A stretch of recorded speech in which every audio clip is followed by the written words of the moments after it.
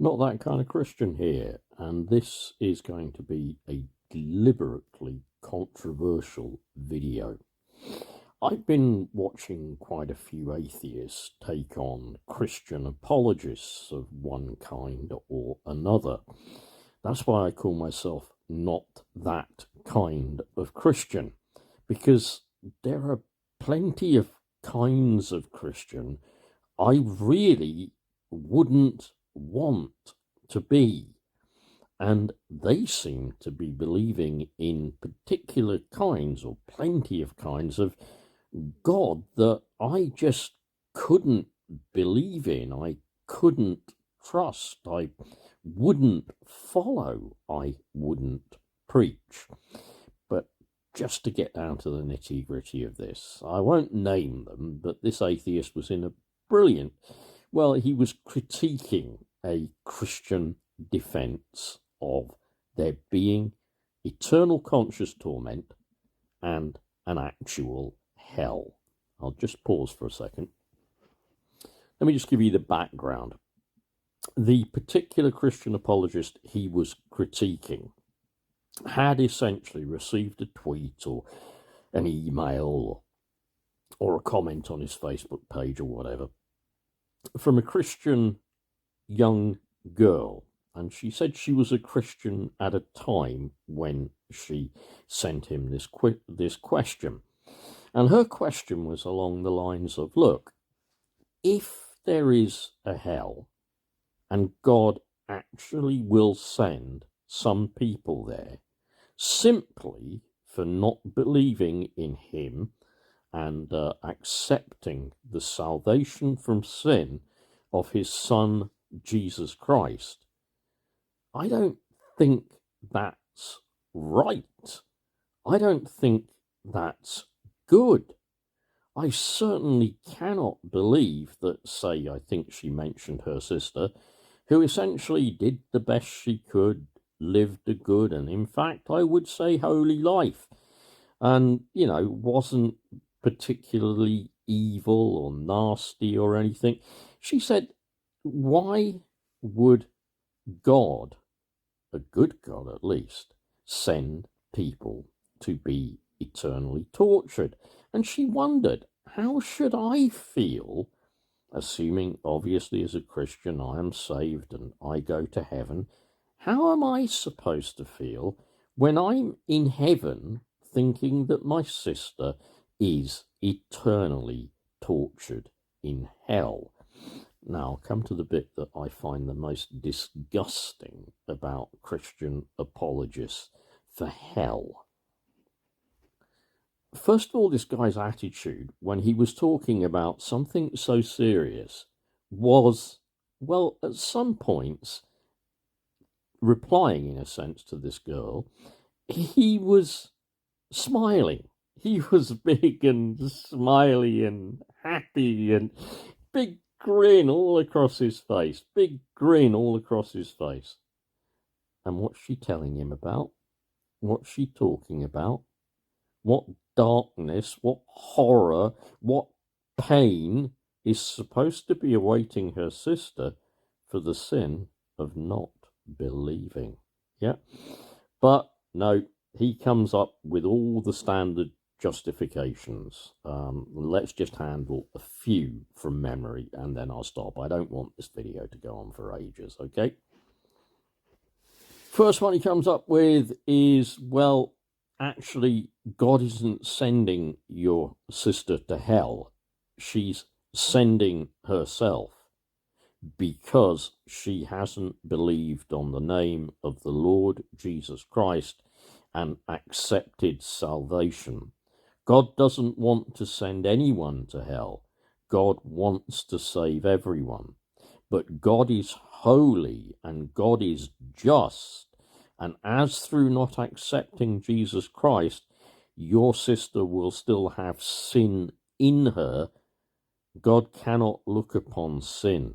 He can't be near sin, but therefore he will just cast her or have his angels throw her into eternal torment. All right, that's the first one. the other ones he comes up with are kind of many and varied, but they're all along the lines of, well, God is God. God does absolutely what he wants. And another one he comes up with is hell is just. And take a second just to work out a response, or his response, or a combination of my response and his response to that, okay? Hell is just. So the super spiritual Christian there says, well, yes, God is just. So hell is a just punishment for any crime. Yeah. And you think to yourself, he says, well, okay, look at it on a human level. Let's suppose somebody did something terrible to you. Yeah. Absolutely terrible, absolutely unforgivable. They wronged you, maybe crimes like rape, or let's say they murdered you, or they murdered a friend of yours or something. Would not the just punishment for that be death? And okay, some people are going to go, well, yeah, I think the just punishment should be death. But he said, then countering this, the other guy said, well, but why are you going to pay an eternal punishment for a crime committed in finite time?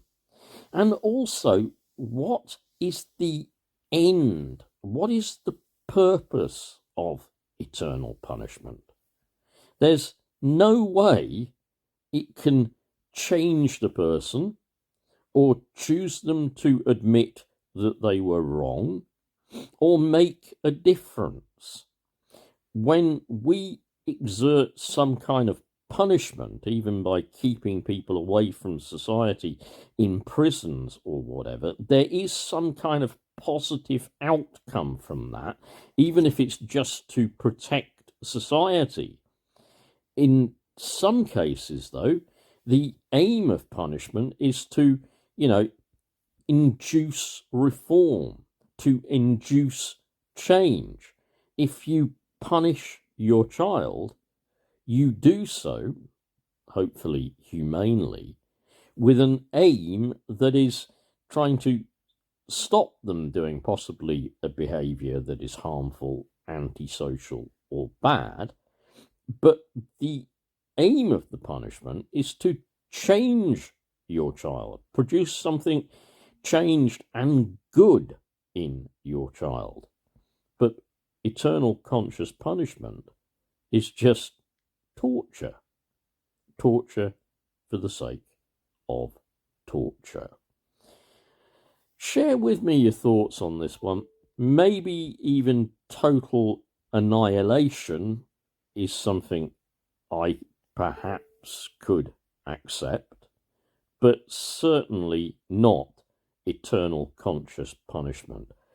If you actually believe in a God who is going to do that to souls, entities, spirits, or whatever for eternity, then the God you believe in ultimately is a monster.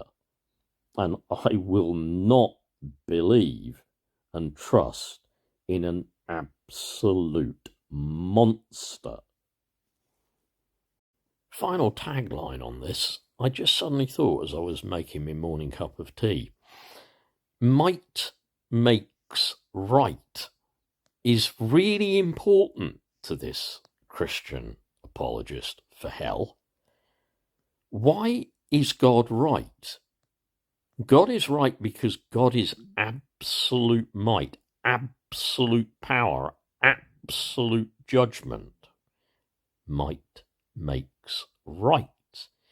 Made me think of Stephen King's The Shining, and we have Trash Can Man, and the evil character in that, Randall Flagg, gives to Trash Can Man, the guy who's always been bullied, the ultimate gift of he says to Trash Can Man, and I will set you to